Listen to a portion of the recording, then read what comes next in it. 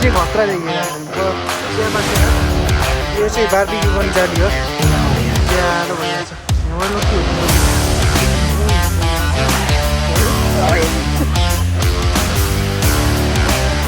आज चाहिँ हामी क्याम्पिङ जाने खाम केटाहरूसँग कि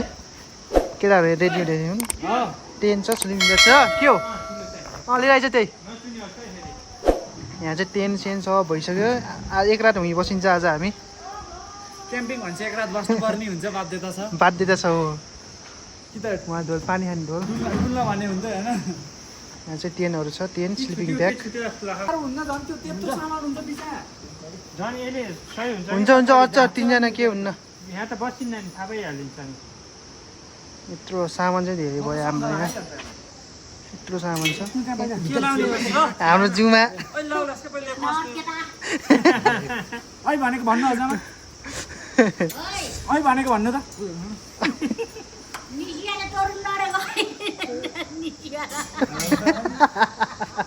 समझ रहे हो आप समझ रहे हो चाहिँ खतरा देखेर मेन ट्रेकिङ जाने मान्छे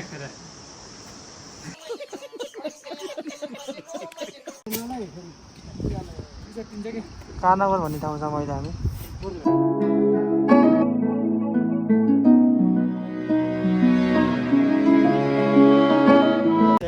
चाहिँ बुङ्गुरको मासु लिन आएको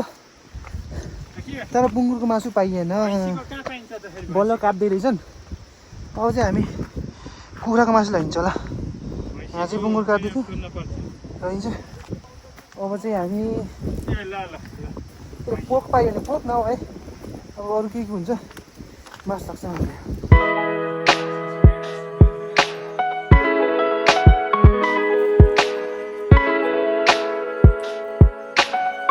डेस्टिनेसन भनेको यो गोठ हो अब टेन्ट सेन यहाँ दिन्छ होइन बार्बिक्यू नि गरिन्छ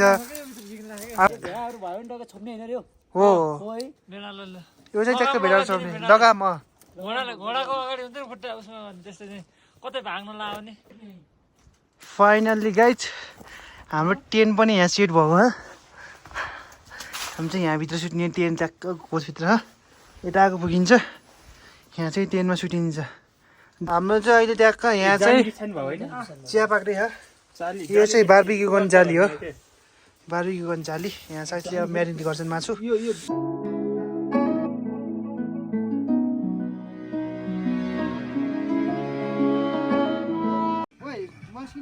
दिवान दादा हामी यहाँबाट अब टेन्टहरू प्याक गरेर कहाँ जानु लाग्यो रे अब चाहिँ हामी टेन्ट सेन भएर चाहिँ हामी त्यो डाँडामा जान्छौँ हामी के गर्नको लागि चाहिँ गइन्छ दादा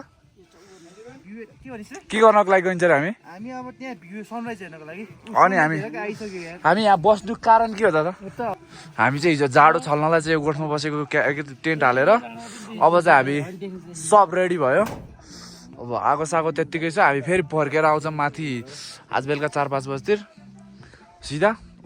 सनराइज हुन लागिसक्यो त्यही भएर अब हामी वहाँ पुग्नु छ सनराइज हुनुभन्दा छिटो जति सक्यो छिटो अब हामी यो गोठबाट चाहिँ निस्किसकेका छौँ त्यहाँ चाहिँ हामी जस्ट जाडो छल्नलाई नै भनौँ जाडो छल्नलाई बसेको थियो ल अब हामी सबै दाइहरू त्यहाँबाट निक्लिसक्नु भएको छ हामी अराउन्डली चाहिँ 3 घन्टा जति यो उकालो उक्लिनु पर्नेछ अब बाइकले कहाँसम्म लान्छ हेरौँ अब पक्कै पनि अल्टिट्युड माथि चाहिँ धेरै माथि छ त्यही भएर बाइकले लाँदैन जहाँसम्म मलाई लाग्छ अब दाइहरू सब निक्लिसक्नु भएको छ यहाँबाट टेन्टहरू लगाएर हामी निक्लिसकेको छौँ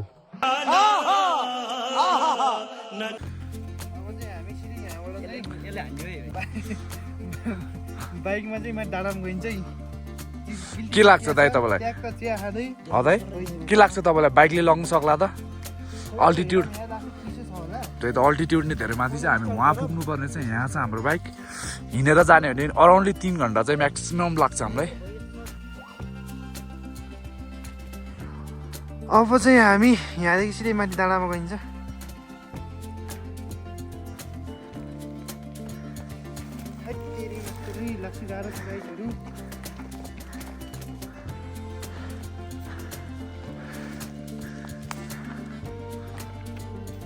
यो दुःख यो मेहनत के का लागि यो अनिदर रातहरू एउटा चाहिँ अब भ्यू हेर्नको लागि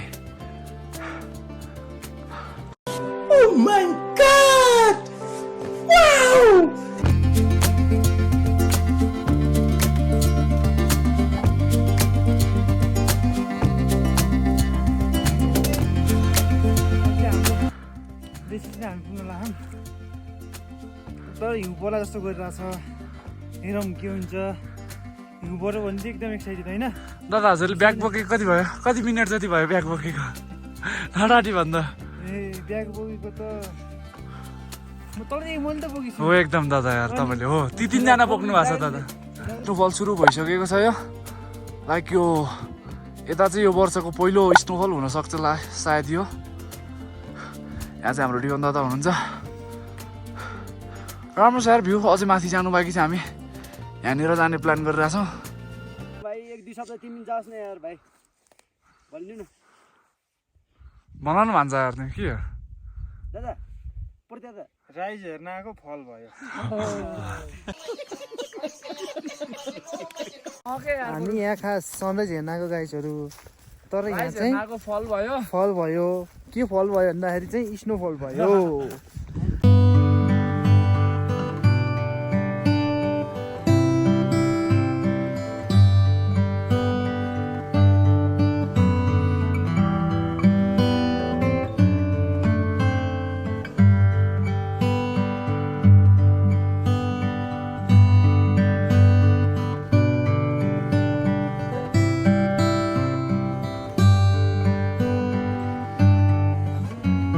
डाँडामा आइसकेको छौँ अनि यहाँ चाहिँ अहिले यस्तो हिउँ परेछ कि यस्तो हिउँ परेछ कि यहाँ हिउँमा नि हामीले आगो बाल्छौँ यहाँ चाहिँ हामीले किलतिर यो चिया पकाउने सामानहरू लिएर आएको थियौँ यहाँ चाहिँ ट्याक्क केटाले चिया पकाउनु टेन यस्तो भइरहेको यहाँ पुरा हिउँले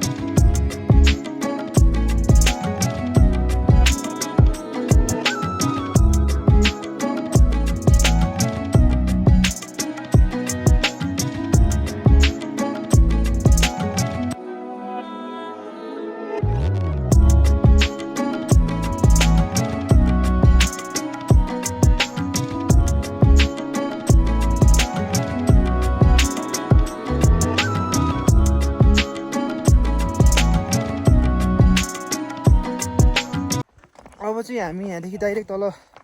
हाम्रो जो हिजो बसेको क्याम्पमा गइन्छ त्यहाँदेखि चाहिँ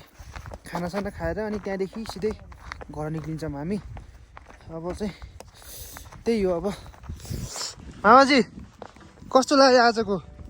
हाम्रो यो हजुर प्रतीक के छ यसो धारणा दिउँ त के छ हजुरको ओपिनियन आजको ट्रिप चाहिँ अनएक्सपेक्टेड भयो होइन हामीले चाहिँ सनराइजको एक्सपेक्ट गरिरहेको थियो अहिले स्नोफल भयो त्यही पनि सिनहरू राम्रो देखियो फोटोहरू राम्रो छ बेस्ट छ वर्थ इट यहाँबाट लोट्यो भने त गयो हामी चाहिँ अब डेन्जर बाटो हिँड्ने हौँ हामी यहाँदेखि चाहिँ बाटो यस्तो डेन्जर छ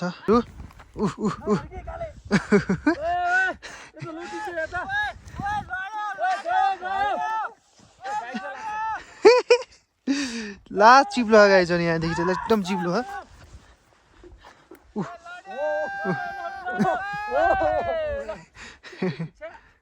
अब हिउँ पर्थ्यो तर रमाइलो भयो लुट्यो गाइज लुट्यो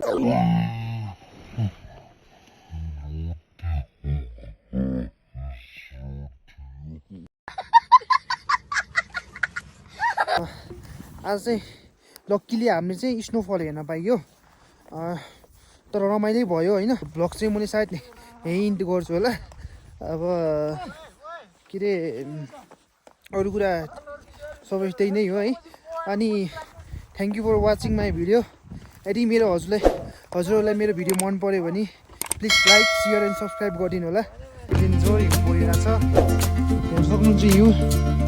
डेन्जर परिरहेछ